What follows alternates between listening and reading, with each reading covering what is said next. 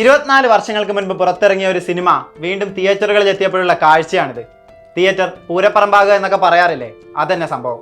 സവാരിഗിരിയിൽ തുടങ്ങി സടക്ക് സടക്ക് വഴി ആഘോഷത്തിന്റെ ആർമാദത്തിന്റെ കരിമേഘക്കെട്ട് തിയേറ്ററിൽ അഴിഞ്ഞു വീഴുന്ന കാഴ്ച.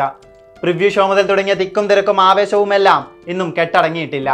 മലയാളികളുടെ എന്നും നിലയ്ക്കാത്ത ആഘോഷത്തിന്റെ പേരാണ് മോഹൻലാൽ എന്ന് വീണ്ടും വീണ്ടും തെളിയിക്കപ്പെടുന്നു. നീലകണ്ഠനും കാർത്തികേയനും വീണ്ടും എത്തിയപ്പോഴും ആ ലാലോത്സവം കൊണ്ടാടുകയാണ് പ്രേക്ഷകർ, പ്രായഭേദമില്ലാതെ. തിയേറ്ററിൽ ആഘോഷിക്കാനുള്ള ഒരു പക്ക കൊമേഴ്ഷ്യൽ ഐറ്റം. ചോട്ടാ മുംബൈയും സ്ഫടികവും എല്ലാം എത്തിയപ്പോൾ കണ്ട ഓളത്തിന്റെ പീക്ക് പോയിന്റ് അതാണ് രാവണപ്രഭു. മംഗലശ്ശേരി നീലകണ്ഠൻ എന്ന ഓൾഡ് ഫ്യൂഡൽ ലോഡും അയാളുടെ മകൻ കാർത്തികേയനും സ്ക്രീനിൽ ഒരുമിക്കുമ്പോൾ കണ്ടിരുന്നവരിൽ വന്നു ചേരുന്നത് എന്തെന്നില്ലാത്ത സന്തോഷവും സംതൃപ്തിയുമാണ്. ആർക്കു മുൻപിലും ചങ്കൂറ്റം പണയം വെക്കാത്ത നീലന്റെ തനി പകർപ്പാണ് കാർത്തികേയനും. എന്നാൽ അയാൾ ഓഫർ ചെയ്യുന്ന സ്വാഗിലാണ് ഡിഫറൻസ്.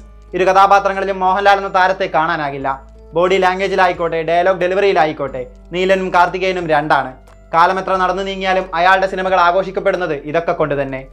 1000-ന് മുകളിൽ സീറ്റുകളുള്ള എറണാകുളം കവിതയും കോഴിക്കോട് അപ്സരയും തൃശ്ശൂർ രാഗവും ട്രിവാൻഡ്ര ഏരീസുമെല്ലാം കഴിഞ്ഞ കുറച്ച് ദിവസമായി ഹൗസ്ഫുൾ ആണ്. അതാണ് മോഹൻലാലിനോട് മലയാളിക്കുള്ള ക്രേസ്. മോളിവുഡിലെ റീ റിലീസുകളിൽ ഏറ്റവും കൂടുതൽ ആഘോഷിക്കപ്പെട്ടിട്ടുള്ളത് മോഹൻലാൽ സിനിമകളാണ്. കണക്കുകളിൽ തന്നെ അത് വ്യക്തം. റീ റിലീസ് സിനിമകളിൽ ഓപ്പണിംഗ് കളക്ഷനിൽ ആദ്യ 5 സ്ഥാനത്തുമുള്ളത് മോഹൻലാൽ സിനിമകൾ. ആ ലിസ്റ്റിൽ രണ്ടാമതെത്തിയിരിക്കുകയാണ് രാവണപ്രഭു. സ്ഫടികമാണ് കണക്കിൽ കേമൻ. 80 ലക്ഷത്തിന് മുകളിലാണ് സ്ഫടികത്തിന്റെ ഓപ്പണിംഗ്. മൂന്നാമത് 50 ലക്ഷത്തോളം നേടിയ മണിച്ചിത്രത്താഴും 4-മത് 40 ലക്ഷത്തിനടുത്ത് നേടിയ ചോട്ടാ മുംബൈയുമാണ്. 5-മത് ദേവദൂതനും.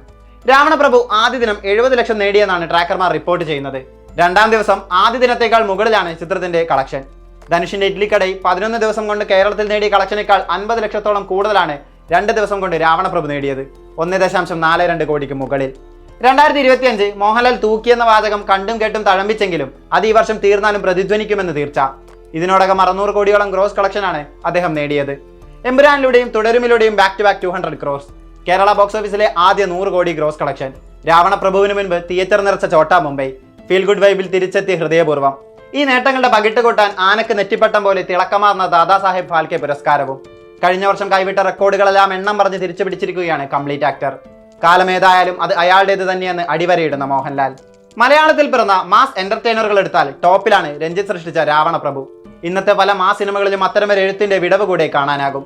മൂർച്ചയേറിയ സംഭാഷണങ്ങളും അഡ്രിനാലിൻ റഷ് കയറ്റുന്ന പദപ്രയോഗങ്ങളും കൂടിയാണ് സിനിമയെ വേറിട്ട് നിർത്തുന്നത്. രഞ്ജിത്തിന്റെ വാക്കുകളെ അതേ താളത്തിൽ മോഹൻലാൽ അവതരിപ്പിക്കുമ്പോൾ കണ്ടിരുന്ന ആരായാലും കൈയടിച്ചു പോകും.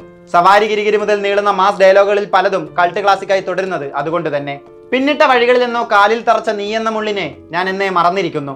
മുനയൊടിഞ്ഞ ആ പഴയ മുള്ളിന് എന്നെ കുത്തിനോവിക്കാനാവില്ല ശേഖര എന്ന് പറയുന്നിടത്ത് നീലകണ്ഠന്റെ മനസ്സിലൂടെ കടന്നു പോകുന്നതെല്ലാം നമ്മളുടെയും ഉള്ളിലെത്തും. അവിടെ ഒരേ സമയം കയ്യടി വീഴും, കണ്ണും നിറയും. 2.25 മണിക്കൂർ സങ്കടങ്ങളെല്ലാം മറന്ന് തുള്ളിച്ചാടി ആർപ്പ് വിളിച്ച് ആഘോഷിക്കുന്ന മനുഷ്യരെ കാണണമെങ്കിൽ രാവണപ്രഭു പ്രദർശിപ്പിക്കുന്ന തിയേറ്ററിൽ പോയാൽ മതി. മലയാളത്തിന്റെ മോഹൻലാലിന് മാത്രം സാധിക്കുന്ന അപൂർവത അവിടെ കാണാനാകും. ഓൺലൈൻ ബുക്കിംഗ് ഇല്ലാത്ത കാലത്ത് ക്യൂ നിന്ന് കണ്ട് കൈയടിച്ച അതേ ആവേശത്തോടെ അന്നത്തെ യുവാക്കൾ മുതൽ ഇന്നത്തെ ജെൻസി വരെ നിർത്താതെ ആർപ്പ് വിളിക്കുന്ന കാഴ്ച. അതിലില്ലാത്ത ഈ ആഘോഷം നിലയ്ക്കുമ്പോൾ കാർത്തികേയൻ തലയെയും ആട് തോമയെയും കടത്തി വെട്ടുമോ എന്ന് കാത്തിരിക്കാം.